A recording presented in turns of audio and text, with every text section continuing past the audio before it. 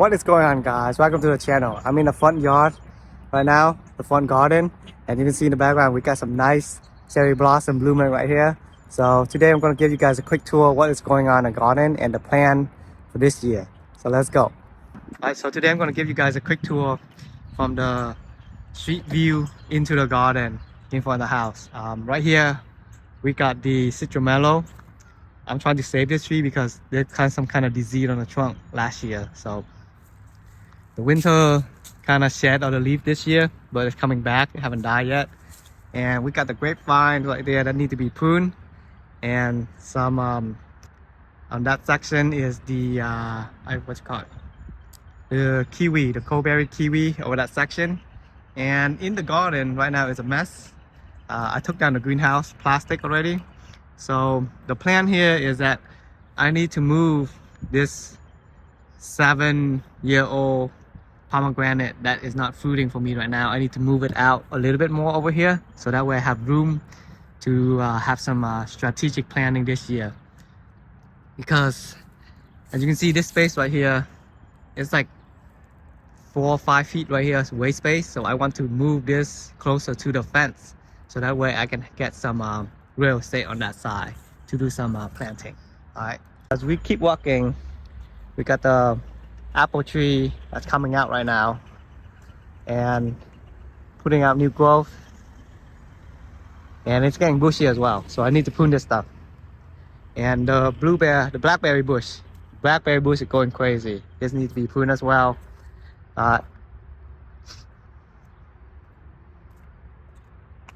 Another apple tree,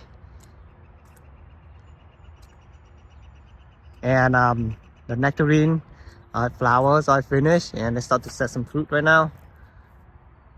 But I'm thinking of cutting this thing off because there was so much fungus last year. I did not get any fruit at all right here. It's like all the fruit just get fungus infested, and I do not want to spray it with what you call it, copper. So I'm still debating this. I'm gonna try this last year for it, so I'm gonna let it go and see if the fruit will gonna stay or not. And I'm gonna try to spray with koala clay again and see how it goes, or else I'm just gonna take this out next year. All right, and as you see, we have like a lot of yellow flowers, so those are like the bok choy that's gone into flowering, bolting, and try to set seed. And the garden, like I say, is still a mess. I gotta clean it up, kind of behind schedule. The pomegranate tree right there, I think I'm gonna relocate that as well. I'm gonna put that against the fence here, because the goal here is that I want this whole row right here to be like the pomegranate orchard row. So when I walk by, I'm gonna see like all the pomegranate fruit against my fence. All right, and the mustard green flowers going to bolt. All those things are mustard greens. And this is my peach, the donut peach, the flat peach. It's finally flowered this year. So, because the deer keep eating it. So now that, because it's in the fence, inside, protected, the deer doesn't come in and eat it. So this year we have so much flower. This is the first time we're putting out flower, so I'm excited. I'm very hopeful that we can get some nice peach this year.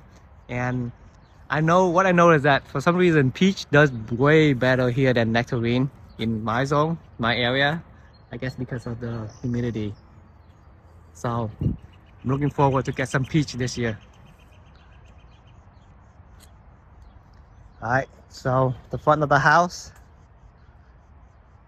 Right here we got the loquat and the flying dragon. The flying dragon is like putting out new growth. I hope we get some flower this year, so because this thing has been like more than 5 years already. I think this thing is pushing like 6 years right now. So we'll see if we get some nice tiny little golf ball fruit this year or not. And we have here the rosemary that I got from cutting from the store. It's growing nicely. And the prickly pear I got from Jimmy. And my loquat. Loquat is still surviving. Hopefully get some flower this year. So because the deer haven't started to come and eat all this thing up yet, I'm contemplating of moving this thing inside the garden to see how it goes.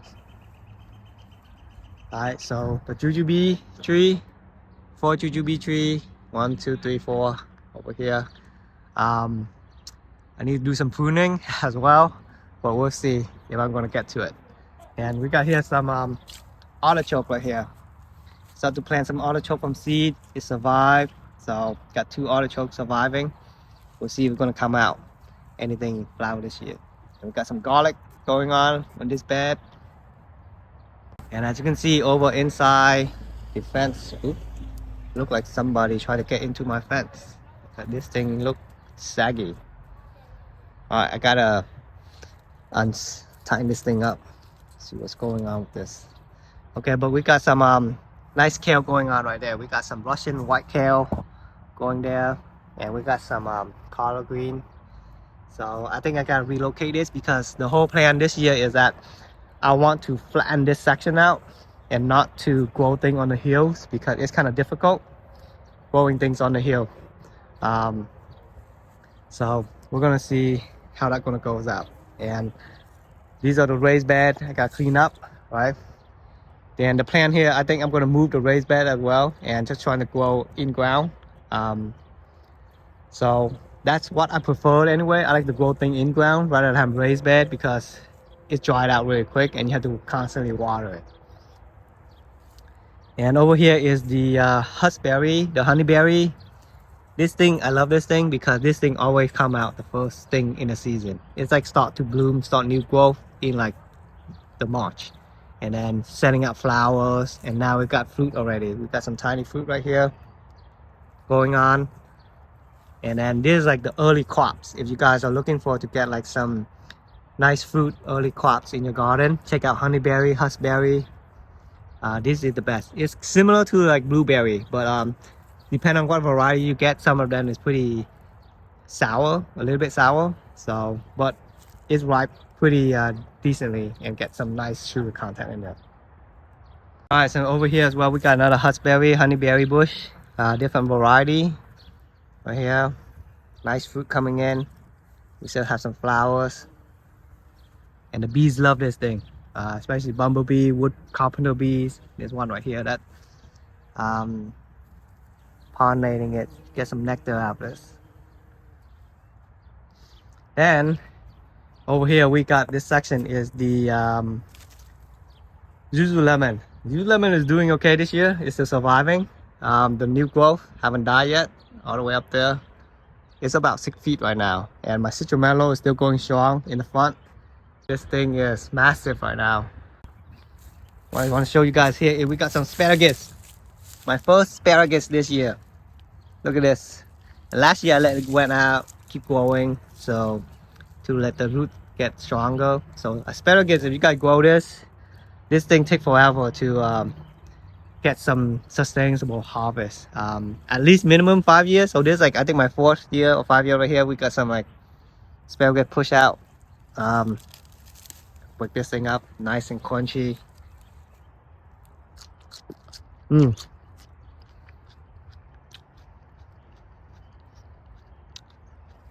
Really good, sweet, nice snack.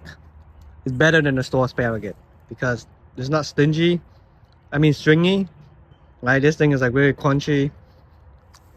So let's walk inside the garden. So the plan here is that to move this raised bed, relocate it against the fence right here, and then under the grape trellis as well, because the grape trellis gets shady throughout the day. So my plan and thinking and strategy is that maybe I can just use that as a salad bed. Basically the whole section right here will be like salad bed, lettuce bed, because in the summer it gets hot, so it's more difficult to grow lettuce, right?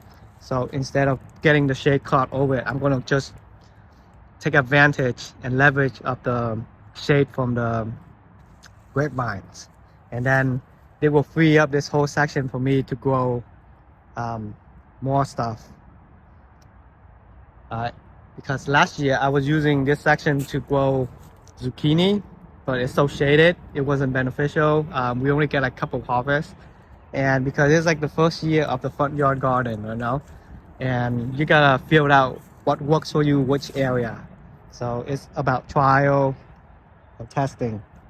My strategy this year is that this section back here is I'm gonna have multiple beds, like 2 by 2 feet by 8 beds, to grow sweet potatoes and potatoes, each bed, and then tomato as well. So because those things is tall and high, right? So I'm gonna grow sweet potato vertically and let the vine run up, right?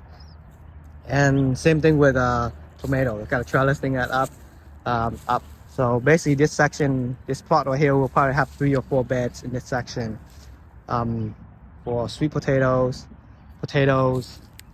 tomatoes, and beans as well, pole beans. That's this section. So that's where it will free up this section for me to have more like low bushy stuff in this section. Maybe more lettuce or bok choy, I'm not sure yet. So we'll see. Oh, also, yeah, maybe like cucumber and all that stuff, this whole section back here. That's my plan for the garden.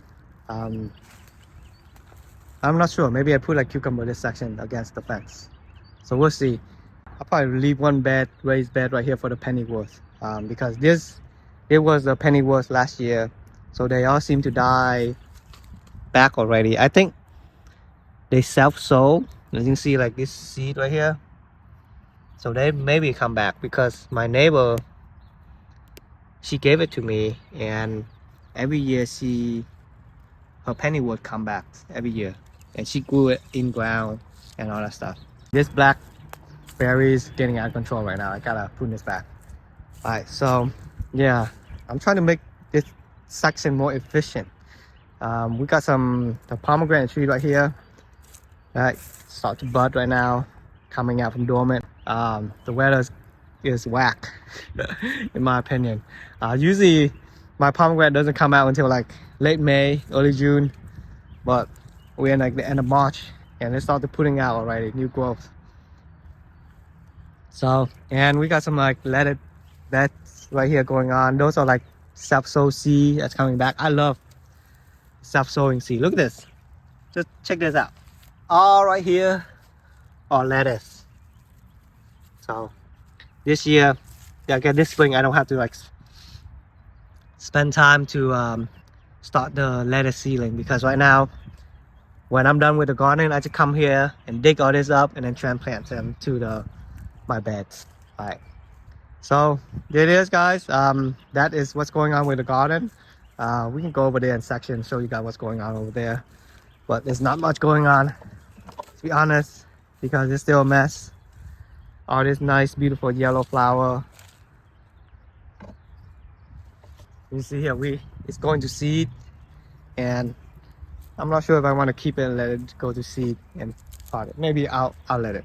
Maybe we'll think about it. All right, so here we have this beautiful nice yellow flower right here for the mustard green. You can eat this flower, you know that, right, guys? Like all this thing is edible. Like even though it's bulked into flowers, all these leaves, tiny leaf, is still edible. And here we got the cabbages. Nice cabbages going on. We got some bugs issue right here. But yeah, these cabbages doing well. My winter cabbage that I grew, I transplanted and planted. And we got the garlic is coming in. The elephant garlic. Look at this giant right here. So we'll see. Hopefully I don't have to relocate this section, because like I say, I need to flatten this section out. Try not to grow on the hill this year, because it's kind of a pain right now. And we got this crazy monster spinach right here. It's been sitting near this corner for the last season. This is the noble spinach, and this thing is cold hardy and do not bolt at all. So I'm planning to grow some more of this year, and I love it, because if you guys seen all my video, it's always been in this corner for the last year, and it haven't bulked at all. And I know that there's a lot of people say like they want seed from this, but it's so difficult to get seed because it doesn't bulk. It doesn't go to flower and put out seed. So if you guys want spinach, check out the giant noble spinach. This thing is amazing. Alright guys, so that is a rough plan for the garden strategy. So I don't know how it's gonna go, if I got time to get to this stuff or not. But that's pretty much it. If you guys enjoyed the video and want to follow my gardening journey, make sure to hit the like and subscribe button, and I will see you guys on the next video.